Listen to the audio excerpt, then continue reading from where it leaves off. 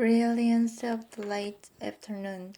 The trees in the neighbor's field had adorned translucent mantles, and each now stood unique but unified in its presentation. It was a glorious world, and for a brief moment its blazing splendor almost lifted, even if only for a few seconds, the great sadness from Max's shoulders. It took almost a minute to knock up the ice that had already sealed shut the door of the mailbox. The reward for his efforts was a single envelope with only his first name typewritten on the outside. No stamp, no postmark, and no written address. Curious, he tore the end of the envelope, which was no easy task, with fingers beginning to stiffen from the cold. Turning his back to the breath-snatching wind, he finally coaxed the single small rectangle of unfolded paper out of its nest. The typewritten message simply said, "Mackenzie, it's been a while. I missed you. I'll be at the shack next weekend if you want to get together, Papa." Mac stiffened as a wave of nausea rolled over him and then just as quickly mutated into anger. He purposely thought about the shack as little as possible, and even when he did, his thoughts were neither kind nor good.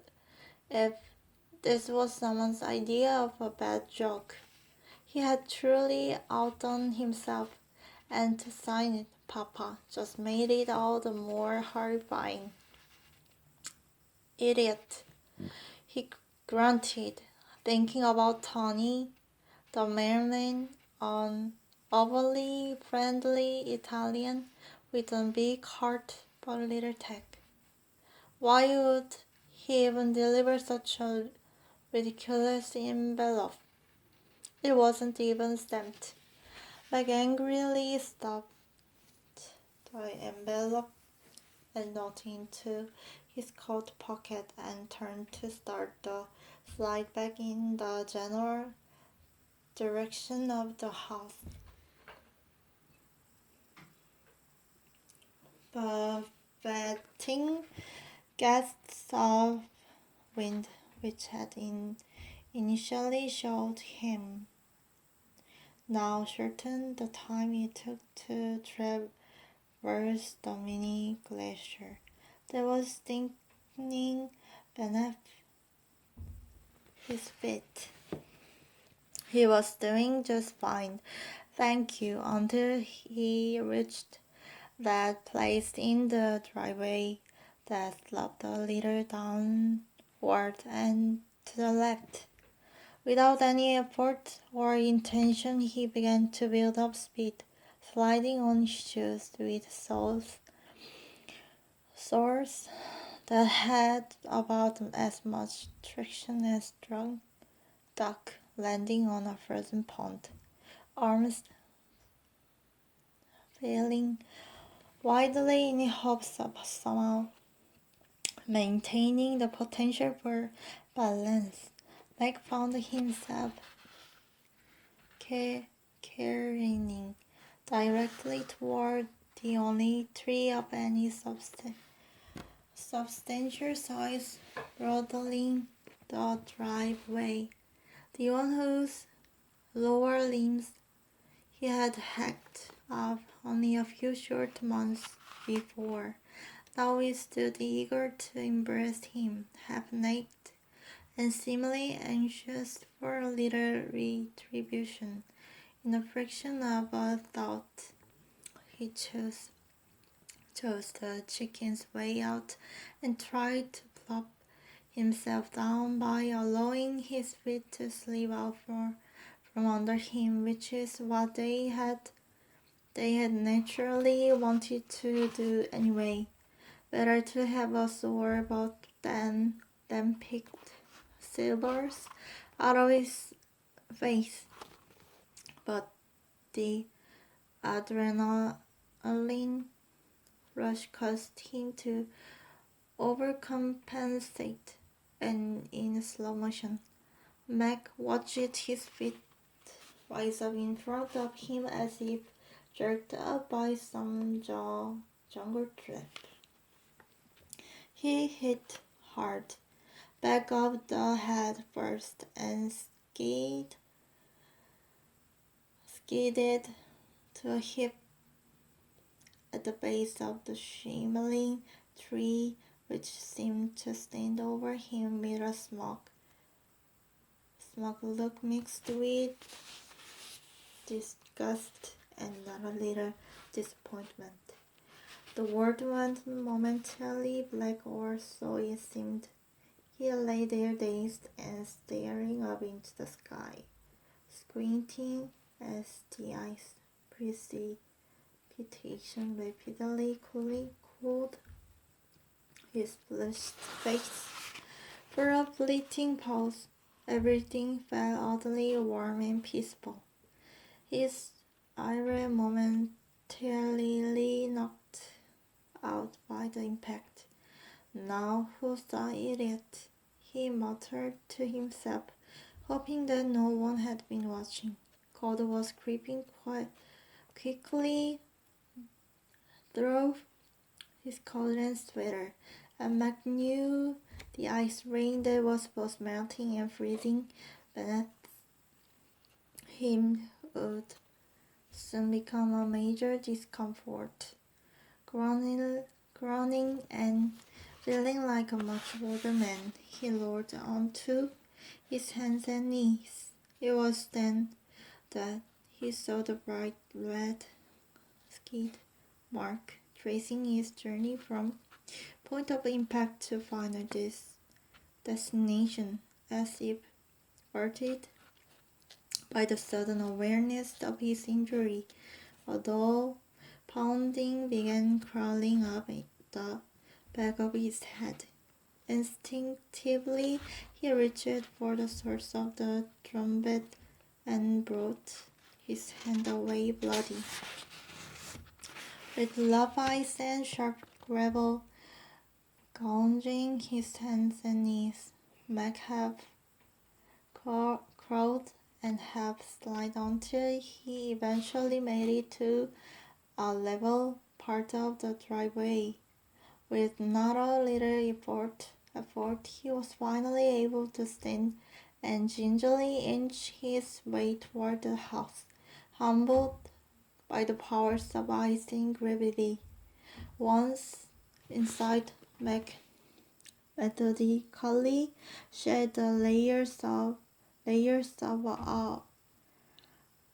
outerwear as best he could, his half-frozen fingers responding with about as much dexterity as oversized gloves at the ends of his arms. He decided to leave the dizzily blood-stained mess right where he dumped it in the entryway and retreated painfully to the bathroom to examine his wounds. There was no question that the ice driveway had won. The gash on the back of his head was oozing around a few small pebbles still embedded in his scalp. As he had feared, a significant lump had already formed, emerging like a humpback whale breaching the wide waves of his thinning hair. Mac found it a difficult chore to match himself up by trying to see the back of his head using a small handheld mirror that reflected a reverse image of the bathroom mirror. A short frustration later, he gave up, unable to get his hand to go in the right directions and unsure which of the two mirrors was lying to him. By gingerly prying around the soggy gash, he succeeded in picking out the biggest piece of debris until it hurt too much to continue. Grabbing some first aid ointment and plugging the wound as best he could, he then tied a washcloth to the back of his head with some gauze he found in the bathroom drawer. Glancing at him in the mirror, he thought he looked a little like some sailor of Moby Dick. It made him laugh, then wince. He would have to wait until Nan made it home before he would get any real medical attention. That attention being one of the many benefits of being married to a registered nurse. Anyway, he knew that the worse it looked, the more sympathy he would get. There was often some compensation in every trial if one looked hard enough. He swallowed a couple over-the-counter painkillers to dull the throbbing and limped toward the front entry. Not for an instant had Meg forgotten about the note. Rummaging through the pile of wet and bloody clothing, he finally found it in his coat pocket, glanced at it, and then headed back into his office.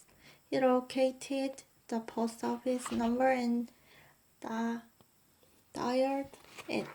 As expected, Annie, the matronly postmaster and keeper of everyone's secrets, answered the phone. Hi, is Tony in by chance?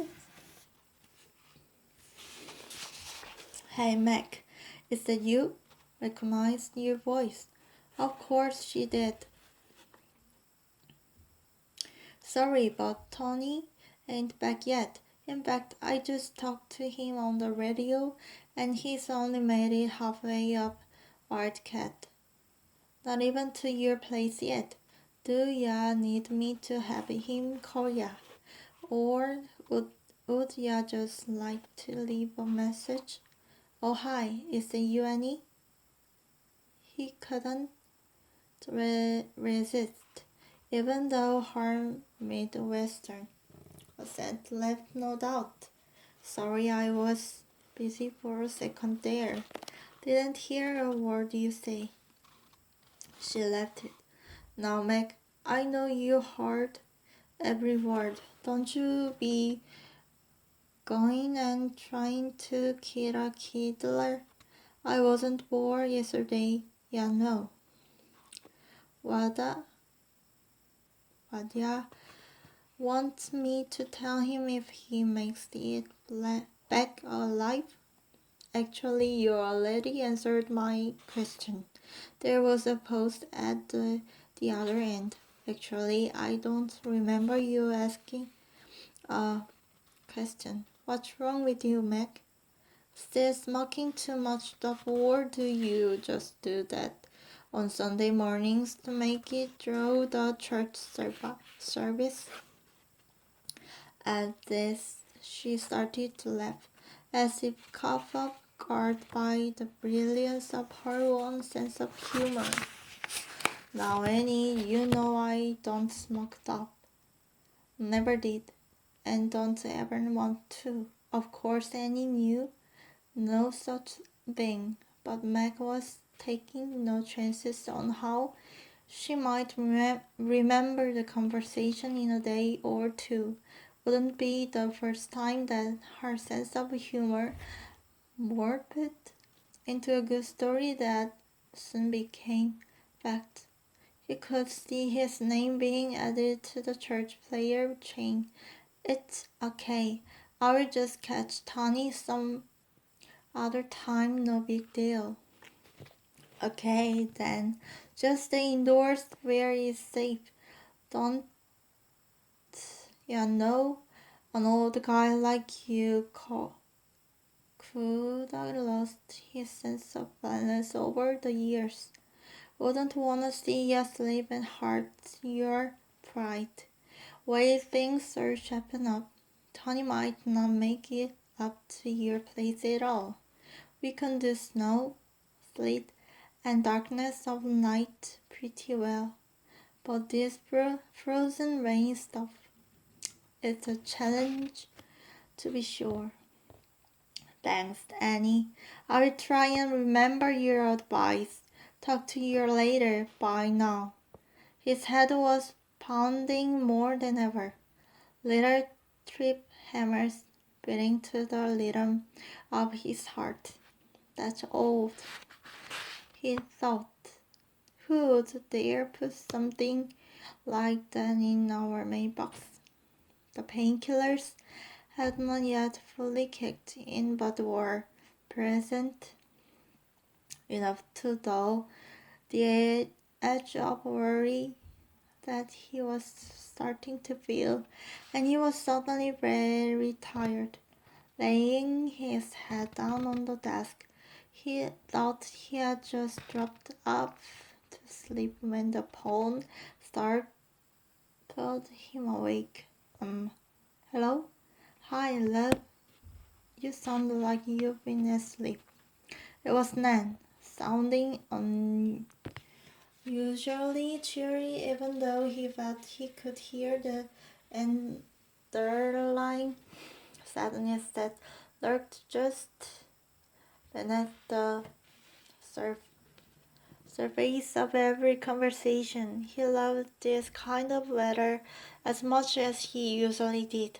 He switched on the desk lamp and glanced at the clock, surprised that he had been out for a couple of hours. Oh, sorry. I guess I dozed off for a bit. Well, you sound a little groggy. Is everything alright? Yep. Even though it was almost dark outside, Mac could see that the storm had not let up. It had even deposited a couple more inches of ice. Tree branches were hanging now, low, and he knew some would eventually break from the weight, especially if the wind kicked up. I had a little tussle with the driveway when I got the mail, but other than that, everything is fine. Where are you? I'm still at Orleans, and I think me and the kiddo spend the night here. It's always good for Kate to be around the family. Seems to restore a little balance. Ellen was Nan's sister who lived across the river in Washington. Anyway, it's really too slick to go out. Hopefully it'll break up by morning. I wish I had made it home before it got so bad. But oh well, she paused. How did up at the house? Well, it's absolutely stunningly beautiful and a whole lot safer to look at than walk in. Trust me, I for sure don't want you to try and get up here in the mess. in this mess. Nothing's moving. I don't even think Tony was able to bring us the mail. I thought you already got the mail, she queried. Nope, I didn't actually get the mail. I thought Tony had already come and I went out to get it. There, he hesitated, looking down at the note that lay on the desk. Where he had placed it wasn't any mail yet. I called Annie and she said Tony probably wouldn't be able to make it up the hill. And I'm not going out there again to see if he did. Anyway, he quickly changed the subject to avoid more questions. How is Kate doing out over there?